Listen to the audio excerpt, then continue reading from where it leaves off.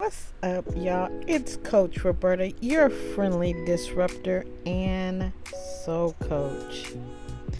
Allow me to interrupt your regularly scheduled program, invisible ways of thinking, and perhaps say something that resonates with your soul. That is your mind, will, emotion, imaginations, and intellect. On this channel, I post faith-based content. I discuss all things Song of Solomon, black women, relationships, and reactions to other faith-based content and some cultural events and things that are happening. So today's episode is going to center around rejection. There was an incident that occurred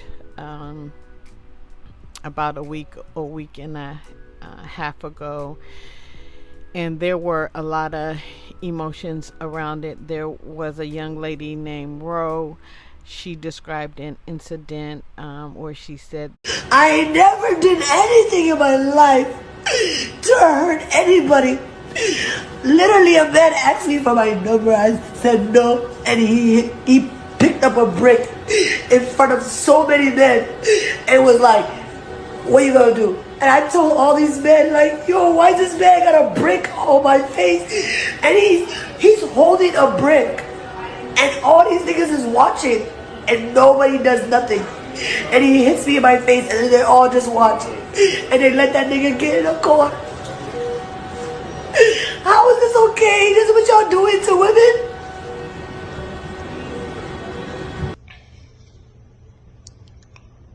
First of all, I would like to apologize to this young queen on behalf of black men everywhere. You didn't deserve that, and somebody should have protected you.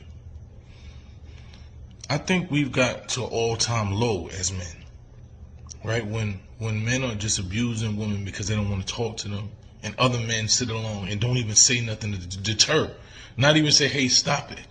Yo, that's not okay. It's not right. When we are so cowardly that we won't stop or do anything to prevent a woman from being hit in the face with a brick, then we are at an all-time low. I want to say that. now I'm aware that there's different accounts of whether it was a hoax or not. What I really want to focus on is the backstory that ensued after the incident and the reaction of a lot of the general population of males, and kind of just their views around rejection, whether she brought it upon herself, etc. So I want to focus specifically on rejection. Now, in my previous videos, I've already, y'all know how I feel about the Song of Solomon. I think it is underutilized, and so here's a point that I want to glean from the Song of Solomon, and this is around in something that is described that happened in chapter 5. And so I'm gonna paraphrase, but apparently this includes the Shulamite and her beloved, so a male and a female. They are not married at the time, but anyway, she's already gotten herself cleaned up for the night, tucked away, ready for bed, etc. Probably got her bonnet on. No, I'm just kidding. But anyway, he knocks on her door. He tells her he's outside from the dew, and so her account is this: I sleep, but my heart awakes. It is the voice of my beloved knocking at the door, saying, open to me, my sister, my love, my dove, my undefiled one. My head is filled with the dew, and my locks with drops of the night. And then her response is, I have put off my coat, How shall I put it on again? I have washed my feet. How shall I defile them? Then she says, my beloved put his hand by the hole in the door. My bowels were moved for him. I rose up to open for my beloved, and basically he was gone. And so then afterwards it sounds like maybe she's rethinking it, and she goes after him, or I would say contemporarily, maybe she's kind of opening the door and at least trying to explain to him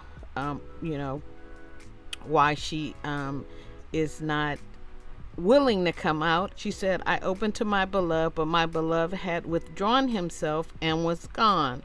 My soul fell when he spoke, and I sought him, but I could not find him. I called him, but he gave no answer. Okay, and so he can perceive it as a rejection. Here's the part that I want to focus on.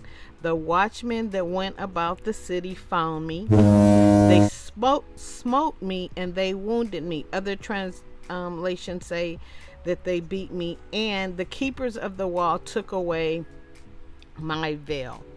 So the watchmen in this case would be all of the spectators who've watched the video of the young lady, even the ones that she said were bystanders if the incident actually occurred, and those who felt like after scouring her social media or looking at her past behavior actually warranted her getting a brick to the face.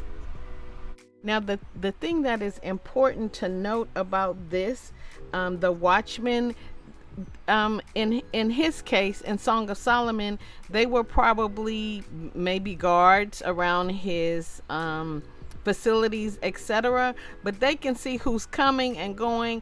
They probably saw him walk there to her room. They probably saw him leave shortly thereafter and knew he didn't get what he went there for.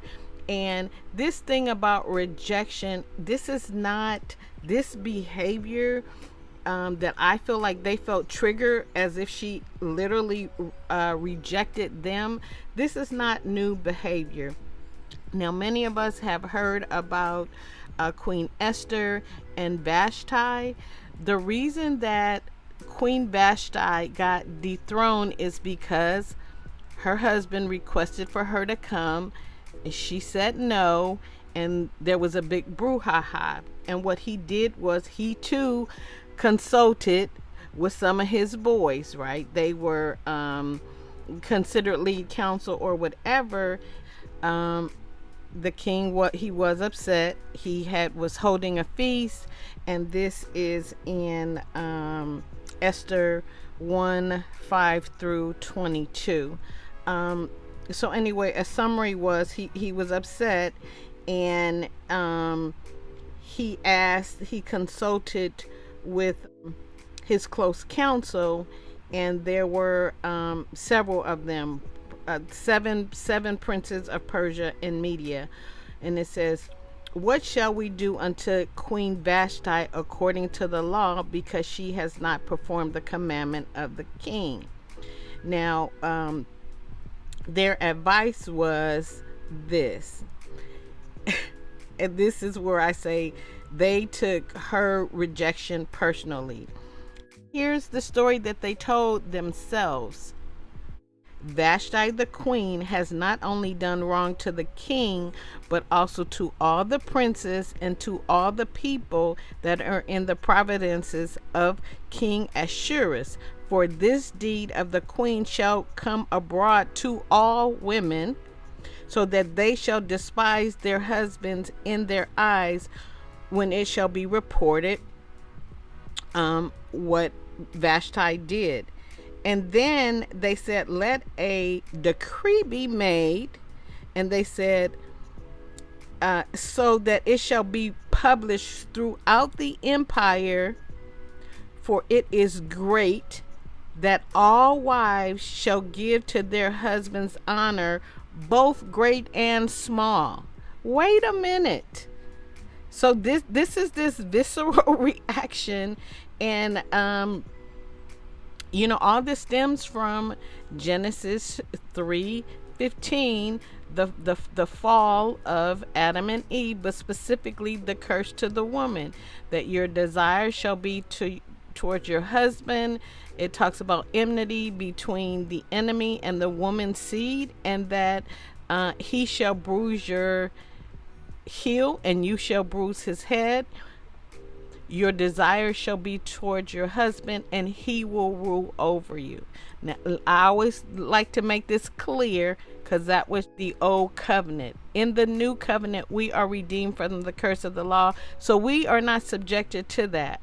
But again, for context, this is how this misogyny in the community shows up, and where it showed up throughout history. One woman's actions or response to her husband, and all the men, similar to this incident that happened, whether it actually happened or whether it was a hoax, the reaction from the men was real. And you can read any blog, Instagram, etc., and you will see them in full force in the comments, how they feel. And a lot of it is rooted in rejection. It's like, who hurt you?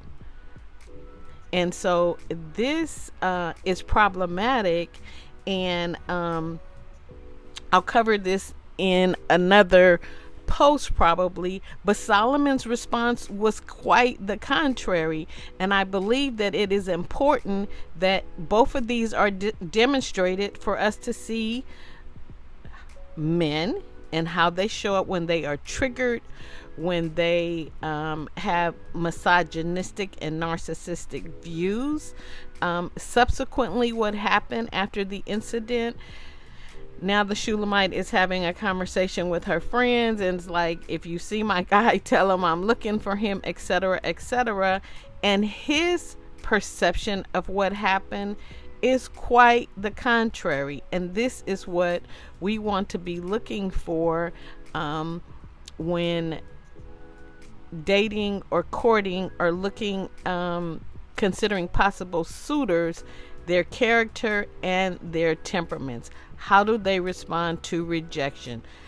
More specifically, how do they respond to rejection when you just say no, right, in a sexual context, and they go away, or you're not, going to comply with the request in a situation of marriage. But even before then, because this shows up even in Christendom, even before marriage, to see how people respond when the response to their advances aren't reciprocated in a manner that they think it should be. So after the incident occurred, as I said, the Shulamite then told her friends there, called the Daughters of Jerusalem. Jerusalem represents a church, and so she said, if you see him, tell him that I am lovesick or sick of love, etc. And they said, what is your beloved more than another beloved? Now, they probably were thinking, what he gonna do differently than what we've seen in the past? They probably heard her story where she already told them what happened to her, that the watchmen, the onlookers, the male onlookers who observed what happened, they took it out on her. They took away her veil from her, and they struck her. And so they said, what is he gonna do? What is he more than another beloved? So she speaks favorably of him. And then this is actually what he said when they showed up in the same space. I'm assuming at least the next day when they encountered him. Now, just for clarification, that was Song of Solomon 5, verse 2 through 9. So in chapter 6, again, this is after the incident happened. And when he saw her, he said in Song of Solomon 6, verse 4, he said that you are beautiful, my love, as Tirzah, comely as Jerusalem, terrible as an army with banners. Now, I mentioned this before. But again, if you think in context of armies and military, they can either bring humanitarian efforts or they can bring the smoke. So this shows that she can be this and that, right? He didn't perceive her assertiveness as an offense to him. Now, I'll tell you what's important about this when he said, "You are beautiful, oh my love," as Tirzah. Tirzah is one of the daughters of Zelophehad. They are daughters of a man who had no sons. And so when it came time for the inheritance, which normally went to the males of the family, well, he didn't have any sons. He only had daughters. They were bold and courageous, and they went to Aaron the priest, and it was later vetted and discussed with Moses. Moses talked to God about it, and God said, give them their inheritance. Solomon compared her to that young lady. And subsequently, if I'm not mistaken, a city or a region was named after Tirzah because there was a king of Tirzah. Now, before we hear about the king of Tirzah, we hear about this young lady whose name was Tirzah. That's spelled Tirzah, if I am pronouncing it wrong. We heard about her first before we heard of a king of that region. But again, she was one of the daughters who went against what would normally be perceived the culture, right? And said, wait a minute, we're entitled to our dad's inheritance, are we not? And God decided that it was for them to inherit it. So even after the curse, God was always looking for ways throughout history. We can see it through the prophetess Miriam and Deborah, who was a judge, and several women throughout history where you could see that God was restoring women to their rightful place and would eventually do it even in the Testament when Jesus told us that we are redeemed from the curse of the law. And so this whole spirit of rejection and misogyny, where men take rejection to a whole nother level, and I let me be clear, because I'm not talking to everybody, right? I'm talking to believers, and in a previous video, and I'll link it here, I talked about how the red pill had crept into the church. So a lot of these comments that you've seen in social media and from men, they aren't all worldly people. Now, they may be carnally minded or speaking carnally, etc., but a lot of them are believers that feel like women should get what they have coming to them. And so just something, again, to interrupt your regularly scheduled program, because you'll see it, you'll hear it in social media, and we will start normalizing these behaviors that are not acceptable or not in line and congruent with what God would have for us to do as brothers and sisters in the body of Christ. I did a little research, and there's various things online. If it is determined that there is a suspect to be apprehended, I pray that it is swift. I pray that her recovery is expedient. Again, if it was determined to be a hoax, that's something that has to be dealt with. Otherwise, my focus is just, again, around the males in the comment section and their narratives. You can also find more on my YouTube channel. This is Coach Roberta, your friendly disruptor and soul coach. Until next time, be well, my friends.